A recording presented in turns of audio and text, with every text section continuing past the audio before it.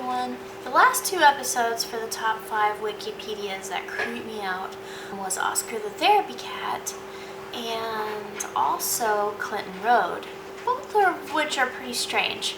However, tonight's episode is about the Kelly-Hopkinsville encounter. If you've never heard of that, it's pretty scary. Without further ado, let's begin. So in 1955, one of the most terrifying and unusual extraterrestrial encounters happened in Christian County, Kentucky, between the hamlet of Kelly and the small city of Hopkinsville, which is less than 2 hours from the Journey Through the Darkness headquarters. The Kelly-Hopkinsville encounter, also known as the Hopkinsville Goblins case or the Kelly Green Men case, was a series of encounters witnessed by the local residents. Witnesses included 2 families present at a farmhouse where the most terrifying of the events occurred. There was also others in the area who witnessed strange creatures, and several policemen and a state trooper witnessed unidentified lights and strange noises in the night sky. The accounts are known to be some of the most significant and well-documented cases in UFO history, and is unique because of the number of eyewitnesses involved. Here's the terrifying eyewitness accounts. On the night of August 21st, 1955, Billy Ray Taylor went outside to pump some water from the Sutton family well. Taylor was visiting from Pennsylvania, and since the Sutton home had no running water, it was 1955, which isn't that unusual. He had to go outside to pump the well for a drink. Well, he was standing alone around 7 p.m. When he saw strange rainbow-colored lights in the sky. Looking closer, he realized that it was a flying craft. He described the object as disc-shaped and noted that it was very, very unusual.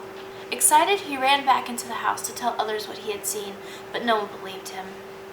I mean, why would they? That is a pretty crazy thing to see. They told him that he had just seen a shooting star. Around 8 p.m., the Sutton family dog began whining and barking hysterically. The families watched from the windows as the dog ran underneath the house, shaking uncontrollably. They began hearing strange and unexplained noises outside. The 2 men of the house, Billy Ray Taylor and Elmer Sutton, grabbed their guns and went outside to try and figure out what exactly was going on. They both witnessed a strange creature emerge from the shadows near the tree line at the edge of the property, which if that was me and I was standing on my front porch, just kind of watching things in the night, hearing noises, and seeing some creepy little thing come out from between the trees, I think I would have gone back in. But not Elmer and Billy Ray. They were very strong men, very set in their ways, and they had one mission, and that was to protect their family. The creature walked toward them in a terrifying and unearthly manner. When it was within 20 feet of the house, the 2 fired their guns at it, but the sound of the bullets entering the thing sounded like, quote, bullets being rattled about in a metal drum. Which I'm not sure what would make it sound like that. That's a very odd description, and not something that someone would just make up. The thing flipped around and around after being shot and then fled back into the darkness. Positive they had wounded it, they went out in search of the body. As the 2 men stepped off the porch and into the yard, they turned and saw one of the creatures perch atop a metal awning above the porch.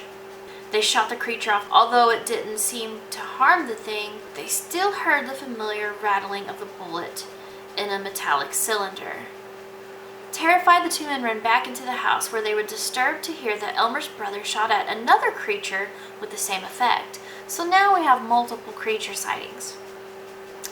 They continuously heard scurrying around the home, on the roof, scratching at the windows and doors, trying to break their way in.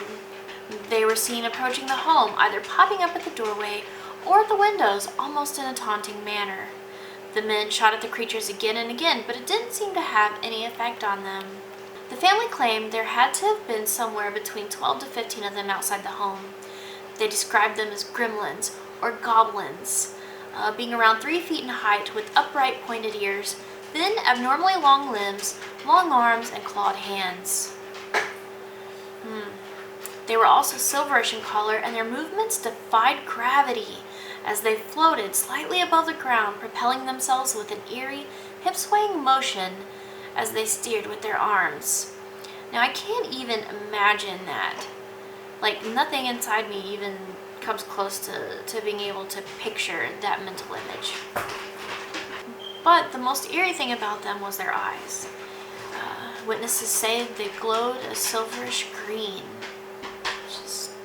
which is scary.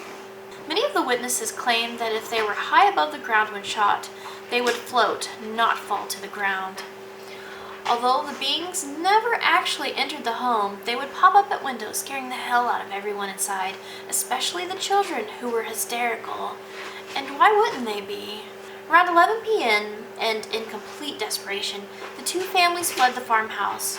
When they arrived at the local police station, Sheriff Russell Greenwell noted that they were all visibly shaken, saying that they were obviously terrified by something beyond their comprehension. The sheriff and 20 officers, along with the two families, returned to the house where evidence of the struggles the family had endured was apparent. There was a massive amount of damage to the home and the surrounding property, including the impact of the bullets, and mysterious and unidentifiable claw marks surrounded the home, especially at the windows and the doorways, where the creatures were trying to come in. The police also began hearing strange noises surrounding them, as well as unusual lights in the sky. But at around 2:15 a.m., the police hadn't heard much more and decided to leave. But according to the witnesses, the creatures came back right after the police had left and continued to terrorize the families.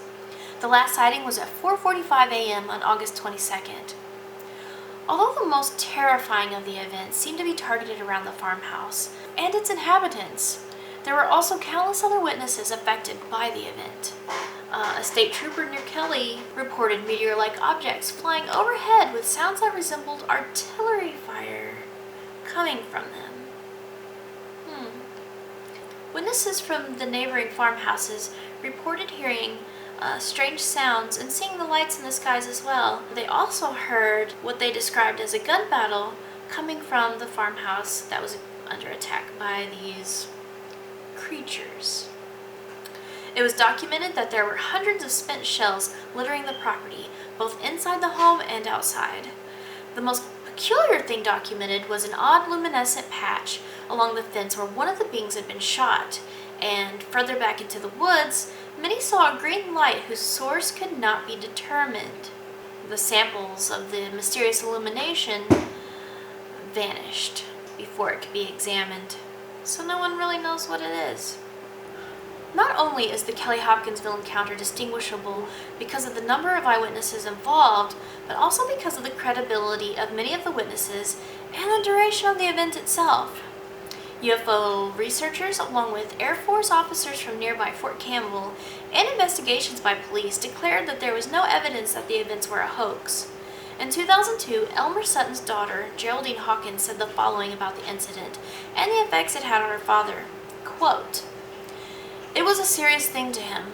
It happened to him. He said it happened to him. He said it wasn't funny. It was an experience he said he would never forget. And it was fresh in his mind until the day that he died. And it was fresh in his mind like it happened yesterday.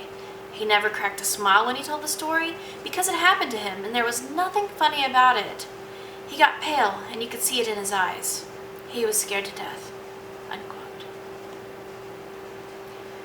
So that's it for the Kelly-Hopkinsville encounter. I hope you found it entertaining. If not entertaining, then as terrifying as I found it to be. I am now sitting at home, peeking out the windows, thinking I am seeing weird little creatures popping up at them. But, you know, I'm kind of a paranoid person anyways. But there you have it. That's my third Creepy Wiki. Tomorrow's Creepy Wiki, I will be talking about one that is very, very gruesome. Probably the most terrifying of the Creepy Wikis. And that is the killing of Tim McLean. If you've never heard of it, I wouldn't say you're in for a treat. It's very terrible. Thanks for watching.